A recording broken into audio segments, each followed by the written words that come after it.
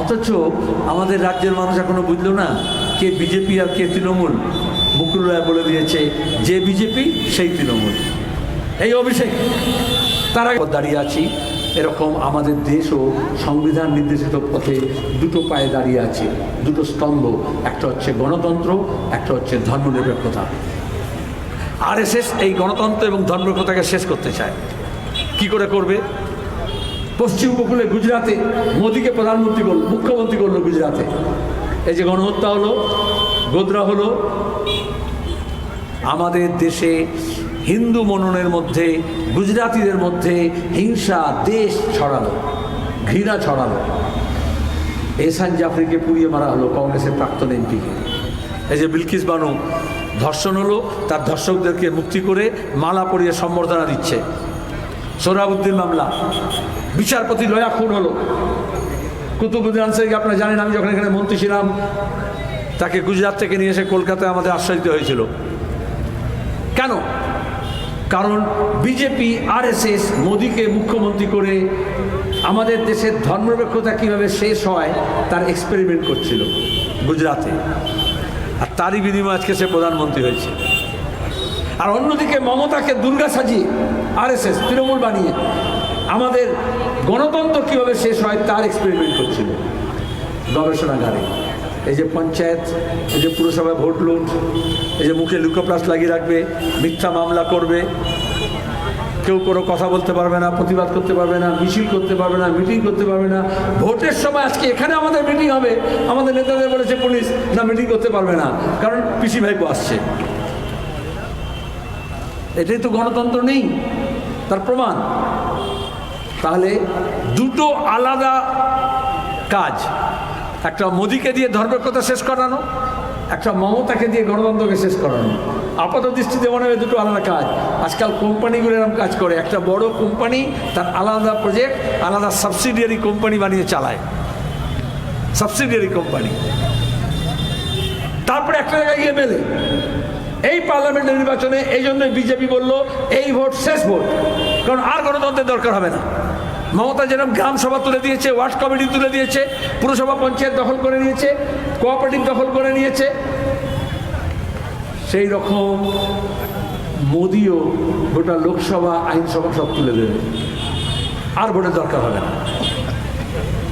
ধর্মনিরপেক্ষতা প্রশ্ন আজকের হিন্দু কাগজ, আজকে হাসমান্দার লিখেছে, রিপোর্ট প্রকাশ করেছে যে হাসমান্দার গুজরাটে গণহত্যার সময় আইএস অফিসার ছিল, গুজরাটের, পদত্যাগ করেছিল।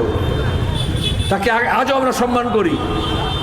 অন্তত যে কয়েকজন অফিসার বুক চিতিয়ে বলেছিল এটা অন্যায়, তারপর থেকে সাম্প্রদায়িকতার বিরুদ্ধে লড়াই করে।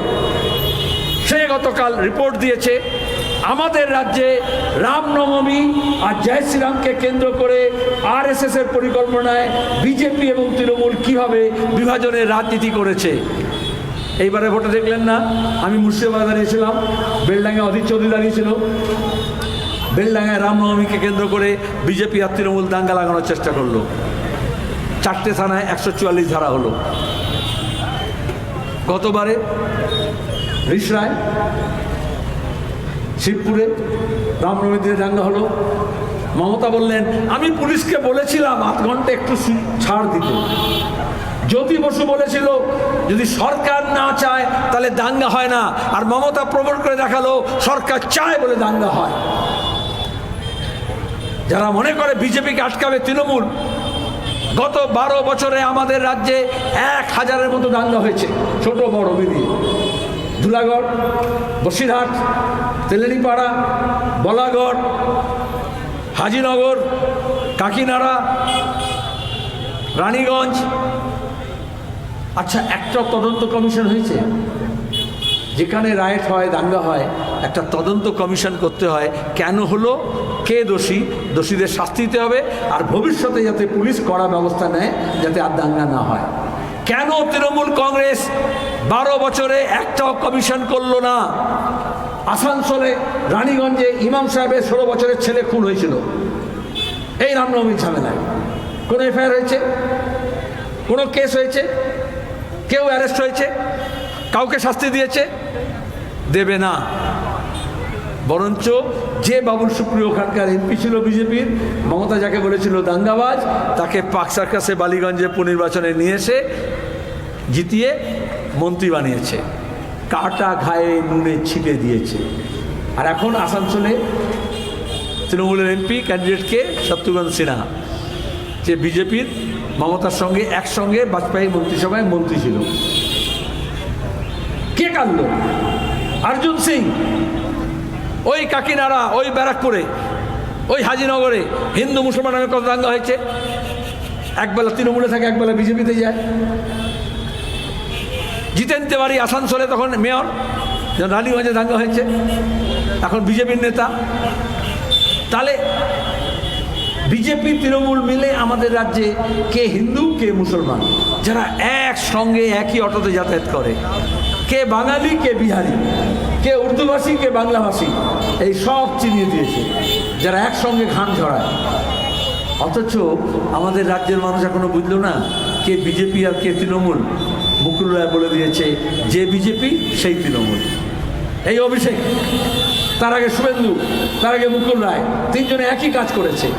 দলবদল করানো, গুন্ডা বদমাইশ পোষা, চুরি জোচ্চুরি করা, লুটতরাজ করা, এই শিক্ষক নিয়োগের দুর্নীতি থেকে বাকি সব দুর্নীতি যা শুনেছেন আপনারা, ওরা কি তৃণমূলের কাজ করেছে? মুকুল রায় বলেছে, শুভেন্দু বলেছে, আর লিখে দিন 1 বছরের মধ্যে অভিষেকও বলবে যে তৃণমূলের ঝান্ডা নিয়ে, তৃণমূলের পদ নিয়ে RSS এর হয়ে কাজ করেছি। আর এই জন্য কয়লা পাচার কাণ্ডে সব প্রমাণ থাকলেও এদের কোনো শাস্তি নেই। চার্জশিট থেকে নাম আলাদা করে রেখেছে। অজিত পাওয়ারের নাম শুনেছেন? শরদ পাওয়ারের ভাইপো 22,000 কোটি টাকার সেচ কেলেঙ্কারিতে অভিযুক্ত ছিল, EDCB এর তদন্ত হচ্ছিল। তারপরে যেই এনসিপি ভেঙে বিজেপির সঙ্গে চলে গেল, সব মাপ। সুতরাং ভাইপোদের সম্পর্কে সাবধান থাকবেন। EDCB কেস আছে, ফাইল আছে, আমরা নিজেরা জানি।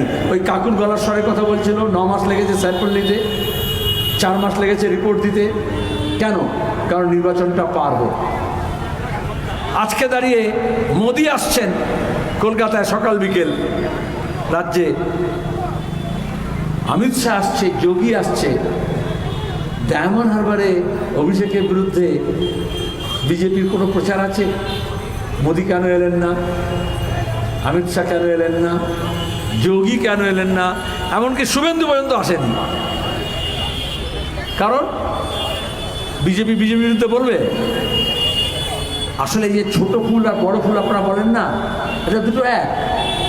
আগে হাতে খড়ি হয়, ছোট ছোট ছোট লেখা লিখে, তারপরে বড় বড় লেখে, প্রথমে স্লেটে লেখে, তারপর ব্ল্যাকবোর্ডে লেখে।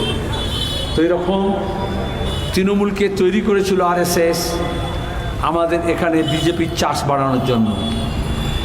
মমতা ব্যানার্জিকে দুর্গা সাজিয়েছিল, বলেছিল দুর্গার তো 10টা হাত। ঠিক আছে, এখানে বিশ্ব হিন্দু পরিষদ আছে, বজরং দল আছে, দুর্গা বাহিনী আছে, RSS অনেক সাঙ্গপাঙ্গ আছে, এরা সবাই মমতার হয়ে কাজ করবে। আর তাই করেছে।